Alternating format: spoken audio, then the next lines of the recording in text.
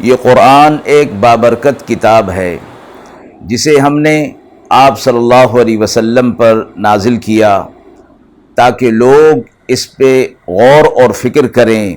اور تاکہ اہل فہم اس سے نصیحت حاصل کریں۔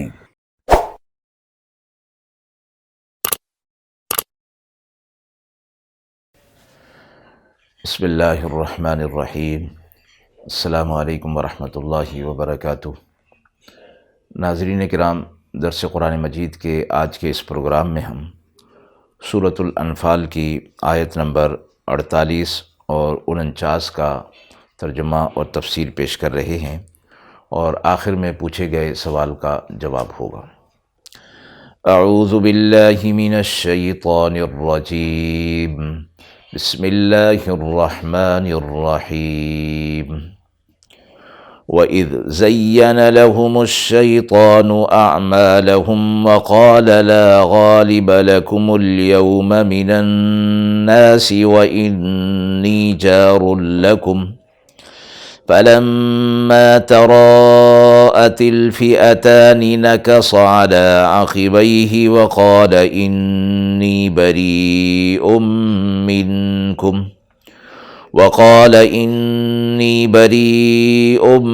مِّنكُمْ إِنِّي أَرَىٰ مَا لَا تَرَوْنَ إِنِّي أَخَافُ اللَّهَ وَاللَّهُ شَدِيدُ الْعِقَابِ۔ إِذْ يَقُولُ الْمُنَافِقُونَ وَالَّذِينَ فِي قُلُوبِهِم مَّرَضٌ غَرَّ هَٰؤُلَاءِ دِينُهُمْ وَمَن يَتَوَكَّلْ عَلَى اللَّهِ فَإِنَّ اللَّهَ عَزِيزٌ حَكِيمٌ۔ آیات مبارکہ کا ترجمہ ملاحظہ فرمائیں۔ اور جس وقت خوشنما کر دیا شیطان نے ان کی نظروں میں ان کے اعمال کو، اور بولا کہ کوئی بھی غالب نہ ہوگا تم پر آج کے دن لوگوں میں سے، اور میں تمہارا حمایتی ہوں۔ پھر جب آمنے سامنے ہوئیں دونوں فوجیں تو وہ الٹے پاؤں لوٹ گیا اور بولا میں تمہارے ساتھ نہیں ہوں، میں دیکھتا ہوں وہ جو تم نہیں دیکھتے، اور میں اللہ سے ڈرتا ہوں، اللہ کا عذاب سخت ہے۔ جب کہنے لگے منافق اور وہ لوگ کہ جن کے دلوں میں مرض تھا کہ یہ لوگ مغرور ہو گئے اپنے دین پر، اور جو کوئی بھروسہ کرے اللہ پر تو اللہ زبردست ہے، حکمت والا ہے۔ سورہ انفال کی آیات میں، اکثر آیات کے اندر غزوہ بدر اور اس کے حوالے سے نصیحتیں اور عبرتیں اور تذکرے آیات کے اندر چل رہے ہیں۔ ان آیات کے اندر بھی اسی حوالے سے، غزوہ بدر کے حوالے سے پہلی آیت میں ایک واقعے کی طرف اشارہ فرمایا گیا ہے کہ شیطان نے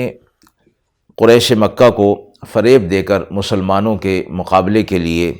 تیار کر دیا، اور عین مقابلے کے وقت ان کو چھوڑ کر چلا گیا۔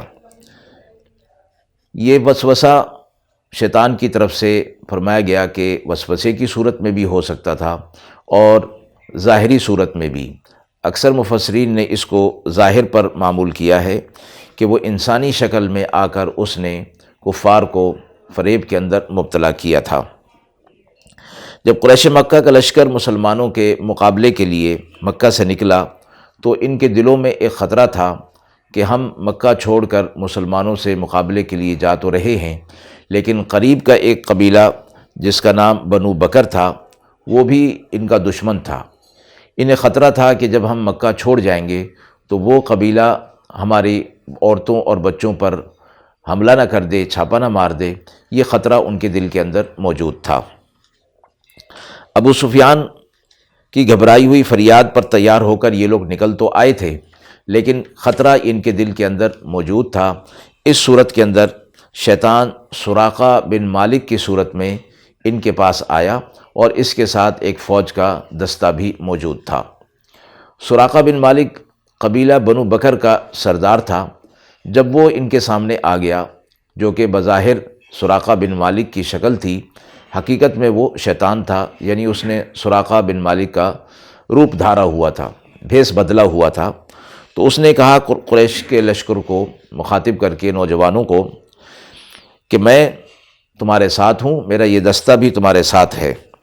اور آج کے دن تم پر کوئی غالب نہیں آئے گا۔ لا غالب لکم اليوم من الناس، لوگوں میں سے آج تم پر کوئی غالب نہیں آ سکتا، میں تمہاری قوت دیکھ چکا، تمہاری تعداد دیکھ چکا، اور میں خود بھی اپنے لشکر کے ساتھ تمہارے ساتھ شامل ہو گیا ہوں۔ اب قریش نے جب سراقہ بن مالک کو اور اس کے ساتھ لشکر کو دیکھا تو ان کے دلوں سے وہ خوف ختم ہو گیا کہ قبیلہ بنو بکر کا سردار بھی ہمارے ساتھ آ گیا ہے، تو وہ خطرہ جاتا رہا، لہٰذا ان کے دل مسلمانوں کے مقابلے کے لیے تیار ہو گئے اور وہ مضبوط ہو گئے۔ اس پر یہ شیطان نے جو ان کے اعمال کو مزین کر دیا تھا، فرمایا کہ کام تو ان کا برا تھا کہ مسلمانوں کے مقابلے کے لیے یہ لوگ آ رہے تھے اور حق کے مقابلے کے لیے آ رہے تھے، لیکن شیطان نے ان کی ہمت بندھا دی تھی اور ان کے اس برے عمل کو مزین کر دیا تھا۔ اور مفسرین نے یہ فرمایا ہے کہ شیطان کا کام بس اتنا ہی ہے کہ گناہ کا وسوسہ دل میں ڈال کر اس برے کام کو، اس گناہ کو مزین کر دینا، اس کے وقتی فوائد ذہن کے اندر ڈال کر اس گناہ پر آمادہ کر دینا، اس سے زیادہ شیطان کی طاقت نہیں ہے۔ اب اگر کوئی شخص گناہ کے وسوسے کو دل میں پا کر اور اس کو سمجھ کر اس گناہ کو چھوڑ دیتا ہے اللہ کی رضا کے لیے، تو فرمایا کہ پھر شیطان کا اس پر کوئی وار نہیں چل سکتا۔ تو یہاں فرمایا گیا کہ شیطان نے جب دیکھا کہ اللہ کے فرشتے مسلمانوں کی مدد کے لیے نازل ہو رہے ہیں تو وہ اسی وقت نکس علی عقبی، وہ اپنے الٹے پاؤں پھر گیا، ایڑی کے بل گھوم جانا، یعنی جہاں تھا وہیں گھوم گیا، اور اس نے اس مقابلے سے انکار کر دیا اور کہا، مسلمانوں کو کہا کہ میں وہ دیکھ رہا ہوں جو تم نہیں دیکھتے، یعنی فرشتوں کا نازل ہونا اور مسلمانوں کی مدد کے لیے ان کا آ جانا، یہ اس بات کی گواہی دے رہا ہے کہ آج جو ہے معاملہ کچھ اور ہوگا، یعنی یہ کفار ان پر غالب نہیں آ سکیں گے، اور ممکن ہے کہ یہ اللہ کا عذاب کوئی ایسا آئے کہ جس کے اندر میں بھی مبتلا ہو جاؤں۔ اس لیے شیطان نے کہا کہ یہ اللہ کے فرشتے آ گئے، یعنی میں ان کو دیکھ رہا ہوں اور تم ان کو نہیں دیکھ رہے۔ اللہ رب العزت نے جبریل علیہ السلام اور میکائیل علیہ السلام کی قیادت میں 1000 فرشتوں کا لشکر اہل ایمان کی نصرت کے لیے بھیج دیا تھا۔ اور روایت میں آتا ہے کہ سراقہ بن مالک جو کہ شیطان کی بھیس میں تھا، جب اس نے یہ دیکھا تو اس کا ہاتھ قریشی نوجوان حارث بن حشام کے ہاتھ میں تھا۔ اس نے فوراً اپنا ہاتھ چھڑایا تو حارث نے اسے ٹوکا کہ یہ تم کیا کر رہے ہو؟ شیطان نے اس کو ہاتھ مار کر گرا دیا اور اپنے لشکر کو لے کر بھاگ گیا۔ حارث نے اس کو سراقہ سمجھتے ہوئے کہا کہ اے عرب کے سردار، تو یہ کس طرح کا کام کر رہا ہے؟ تو ہمارا حامی اور مددگار تھا اور اب یہ حرکت کر رہا ہے۔ تو شیطان نے پھر ان کو یہی جواب دیا جو آیت کے اندر مذکور ہے کہ انی بریء منکم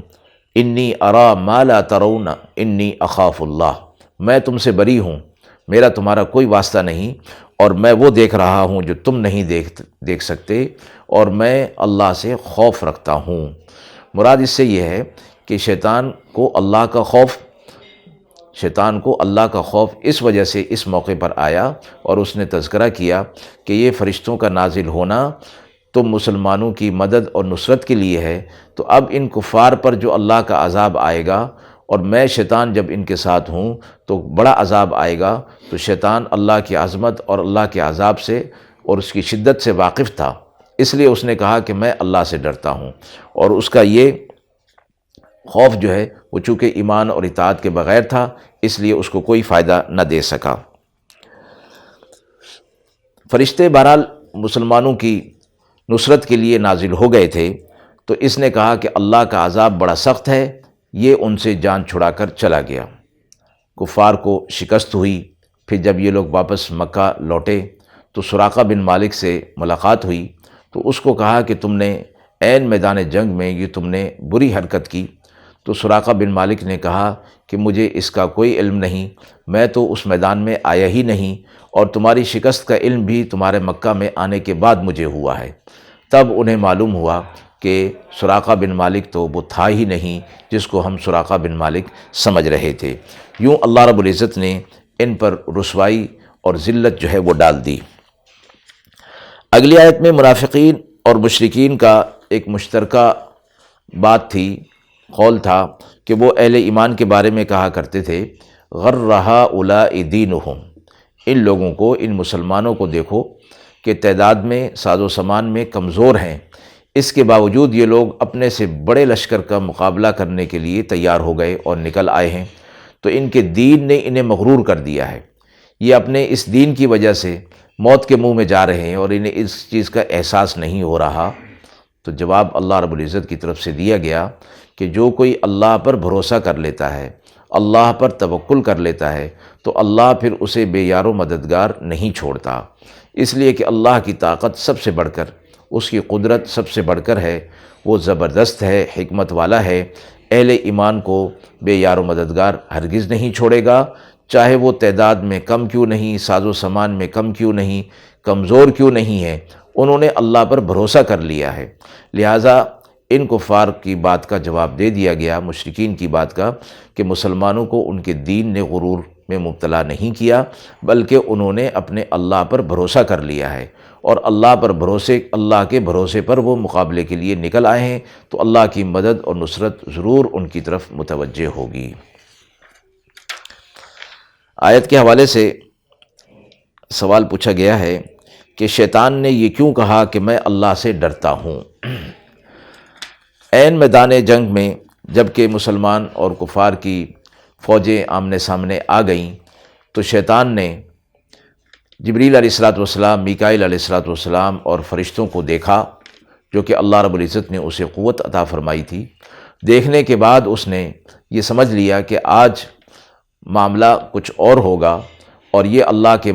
فرشتے مدد کے لیے آ گئے ہیں، لہٰذا آج ان کفار کا اور میرا ان کے ساتھ مقابلہ کرنا کوئی فائدہ نہیں دے گا، بلکہ اللہ کا عذاب نہ آ جائے۔ چونکہ وہ شیطان اللہ کے عذاب کی شدت اور اللہ کی عظمت سے واقف تھا،